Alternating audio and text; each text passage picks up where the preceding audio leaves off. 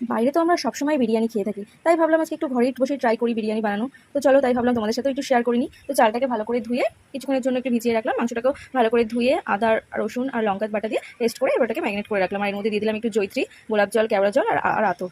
তো দেখো এখানে চালের মধ্যে গোটা গরম মশলা আর একটু তেল দিয়ে চালটা দিয়ে দিলাম, আর পাশে এখানে ব্রেস্তা ভেজে নিচ্ছি আগে, সেই একই তেলে আলুটাও ভেজে নিলাম। তো ভেজে নেওয়ার পর এবার ওই ম্যারিনেট করা মাংসটাকে দিয়ে ভালো করে একটু কষিয়ে নেবো। তো দেখো আমার তো অল্প মাংস, সেই জন্য তাড়াতাড়ি কষানো হয়ে গেল, আর ওদিকে আমার ভাতটাও হয়ে গেছে রেডি। তো এবার একবারই আমি এটাকে লেয়ারিং করে দেবো। বিরিয়ানিটা কিন্তু খেতে দারুণ হয়েছিল। তো এটা কিন্তু শর্টকাট প্রসেসে বেশ তাড়াতাড়ি হয়ে গেল। তো তোমরা এইভাবেও বানিয়ে নিজেরাও বানিয়ে খেতে পারো বিরিয়ানিটা। তো তোমাদের কার কার বলো তো বিরিয়ানি ফেভারিট? তো আমার তো জাস্ট বিরিয়ানিটা খেলে মনে হয় কি এটা অমৃত। তো তোমাদের সাথে গল্প করতে করতে আমার বিরিয়ানি বানানো কমপ্লিট হয়ে গেল। তো এবার এটাকে কিছুক্ষণের জন্য দমে বসিয়ে দিলাম। তো দেখো বিরিয়ানির কালারটা দেখো কতটা সুন্দর এসেছে, আর খেতেও দুর্দান্ত হয়েছিল। যা সুন্দর গন্ধ বেরিয়েছে, তা আমি আর থাকতে পারলাম না। তো এবার আমি খাওয়া শুরু করলাম।